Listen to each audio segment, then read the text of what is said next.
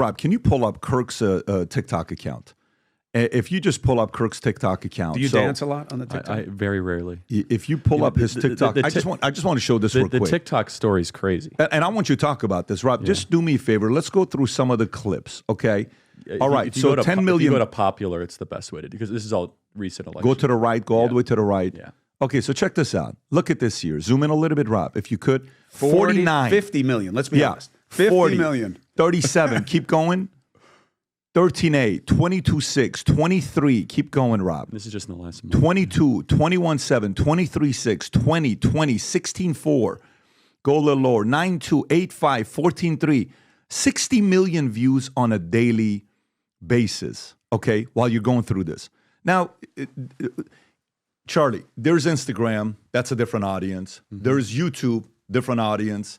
You got radio, syndicated, different audience. You got Rumble, different audience. X, different audience. TikTok.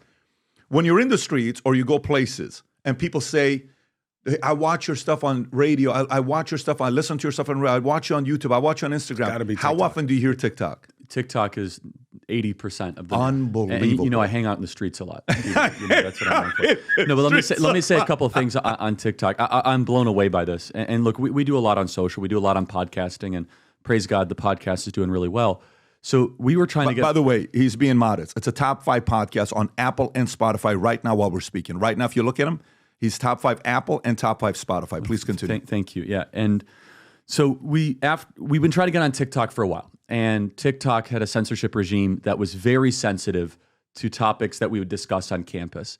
And we kind of just said, forget it. Well, it's interesting. And I have a whole theory that October 7th was the event that led to the end of the Democrat Party. And I could lead it through 4 or 5 different examples. And I think Chris would actually agree with this, because it's just an objective analysis, not a partisan one. And the buried lead of the October 7th was that it got TikTok banned. And remember, the TikTok ban stalled based on just China concerns. But TikTok was the hub of a lot of the anti-Israel sentiment that was brewing with Gen Z. And then all of a sudden the TikTok ban got resurfaced. Mitt Romney said at a security conference, we are banning TikTok because it is sowing anti-Israel sentiment in the United States. So TikTok gets banned. And our team, we had this idea like, hey, TikTok is in a place where they don't want to get banned with an incoming administration. Let's send out a tweet saying, hey guys, let's do one more chance. If you treat us fairly, we'll become TikTok's like biggest right-wing fan, right? And I will and they reached out and they were great. They said, here are our rules. We will transparently enforce them. Again, they're very, very sensitive if you talk about trans stuff. It's like incredibly, right? Even if you do it diplomatically. And we said, great. So again, this is all transparent. It's all public. There's no like backroom deal. And so we started posting my old college discussions there, because I've been doing this for 12 years where we just have open dialogues. And we started to get 5 million views a day, 6 million views a day, and 10 million views a day. And so over the summer, I said, well, what if this election season, I do like 25 campus stops and we kind of create these open air discussions, and they might go viral, especially on TikTok, that could influence a lot of people to view the election the way, obviously, I want them to view it. And yeah, look, on TikTok alone, it was 1 billion views in 90 days. It's like 60 to 80 million views a day. And that sounds like a number, but all of a sudden, here's what was amazing. It was the most effective way I ever reached the working class in my career. The muscular class, janitors, waiters, waitresses, Uber drivers, police officers, firefighters.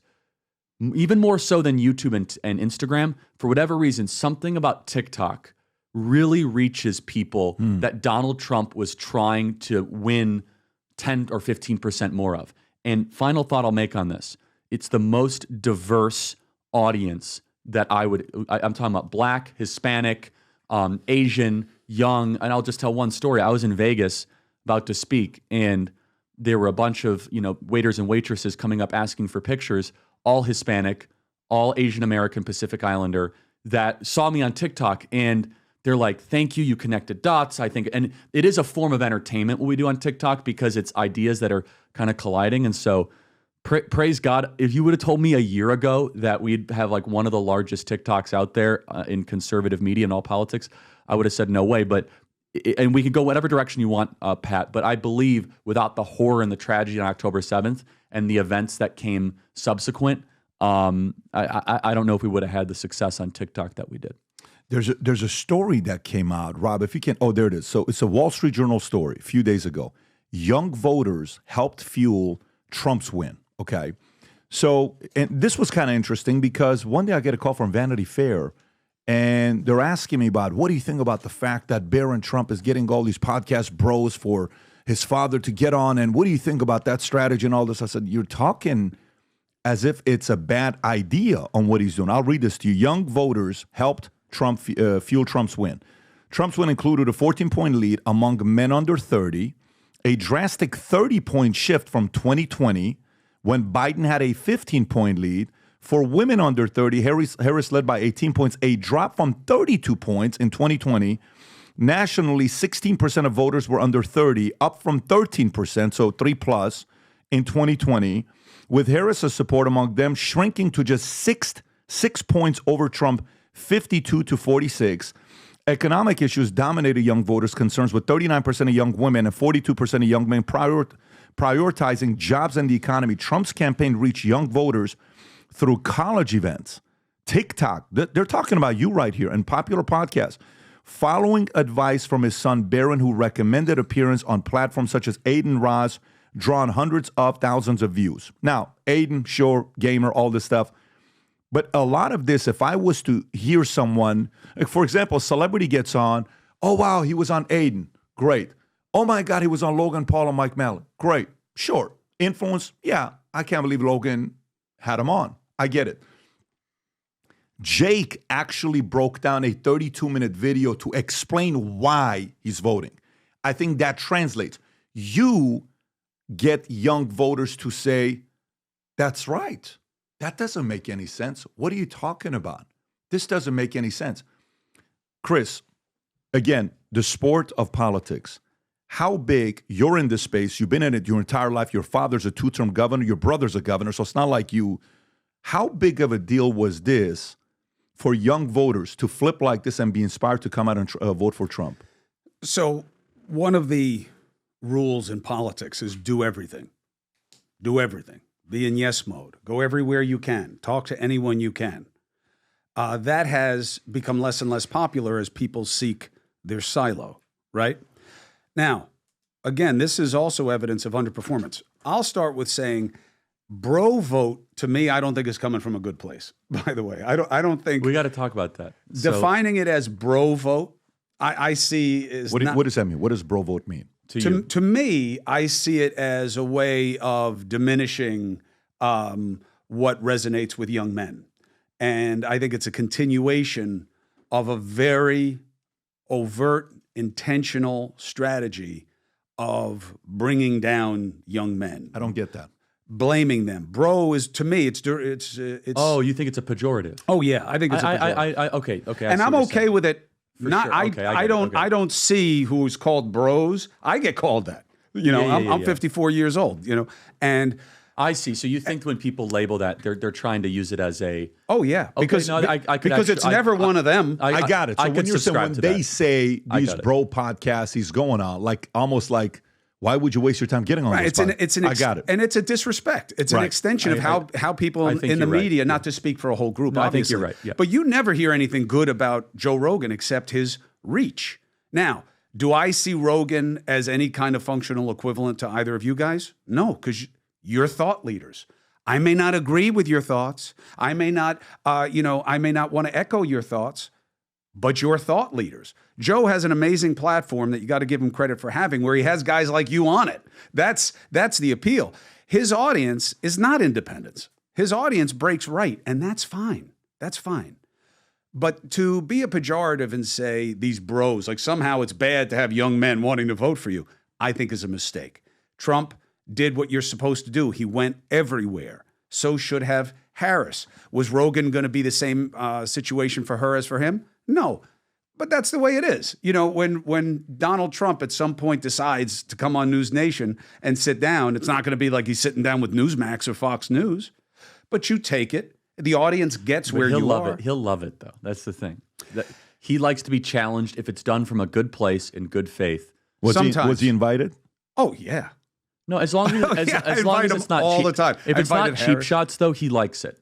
I agree. Although he likes, I think he likes to deliver a cheap shot. By the way, fair enough. But I think you'd do a good job if you came from a perspective of you want to make sure the American people have clarity on what he believes. Right. My point is, look, I think he needs to sit down. Here's my feeling about it. Okay, let's move on. The Democrats have to process. The Republicans had to process in the midterms. Process. Figure it out. Figure out what you want. Don't get overwhelmed with blaming things as some kind of battle of agendas, which is what the left is doing. But that's their problem. We have to be focused forward. Trump should be talking about what he's going to do all the time. Can I stay on this topic? I want to stay on this topic. And sure. I want to get your expertise on this topic. So the reason why I'm talking young voters, and we're staying here with the young voters topic, is I watch, Super Bowl. Like right now, it pisses me off that Cincinnati Bengals are 3-5. And they've lost most of their games by less than a touchdown, whatever. 35-34. Tom tells me their cornerbacks suck, and I'm like, okay, he's a number one quarterback right now in yardage, touchdown to interception. I think he's number one or number two in that. But they're 3-5. And they're not, the way they're playing right now, they're not going to do anything major. Now, in NFL, you could still make it to the playoffs and you could still be formidable later on. It's all about momentum. But one could watch a game and it could say, well, the differentiator in 2024 is XYZ. It's the running game. It's this. NBA, Cleveland Cavs are off to a 12-0 record. It doesn't matter when it comes on to the playoffs. In politics right now, a lot of events happened last 12 months. I remember a year and a half ago, I'm bringing guests here and we're having different conversations. And a lot of people were still DeSantis. Mm-hmm. They were even uncomfortable to be pro-Trump. Mm-hmm. I would go to events, and guys were kind of like, whoa, you got to be comfortable. Don't be too pro-Trump because you're even losing the conservative vote. This was about a year and a half, 2 years ago that was happening. So you had to kind of be like, relax a little bit when you're being too.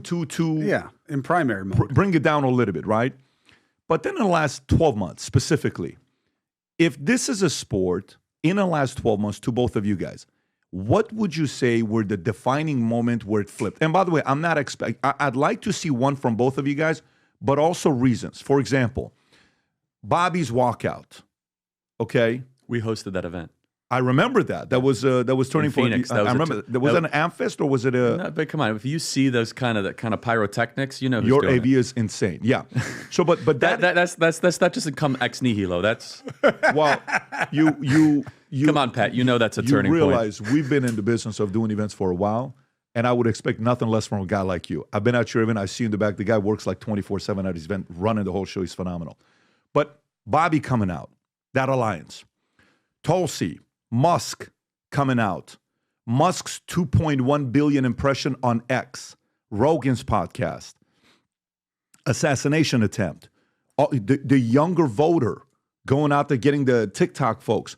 If you were to say a few of the events in 2024 that led to Trump making the greatest comeback of all time, what would you say that was? I have to pick a couple. The first of which was Elon Musk's purchasing of Twitter. And I believe that for many reasons, because it allowed for... You put that as one? Yes. I think I agree. I agree. Yeah. I do. And the reason being is that you saw a national popular vote tilt a certain way, which is indicative that the entire country is consuming information differently. Right. This was not just a regional tilt.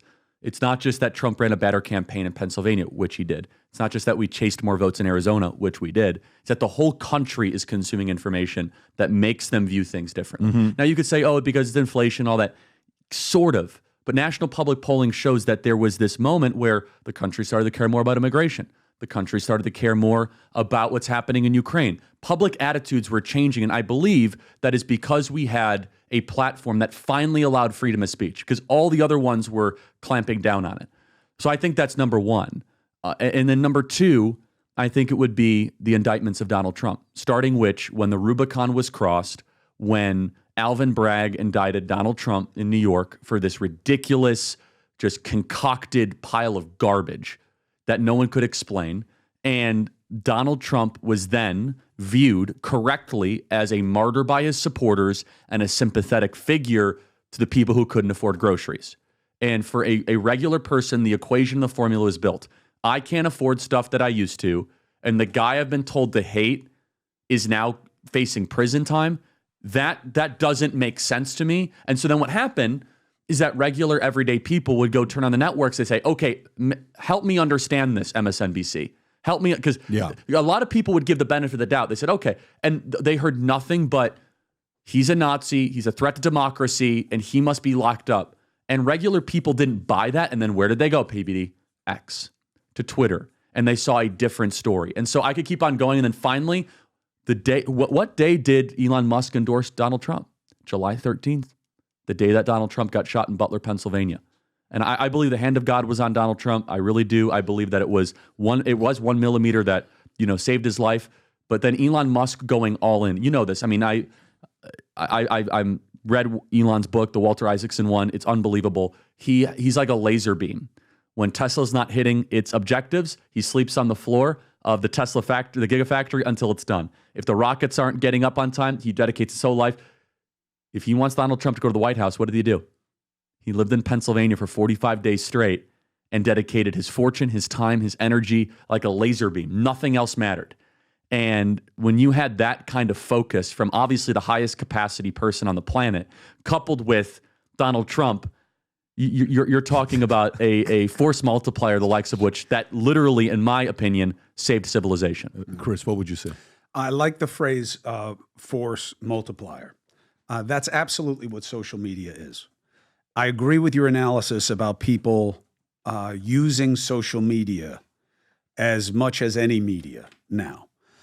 Now, there's a problem with that because social media is not as reliable on a lot of levels.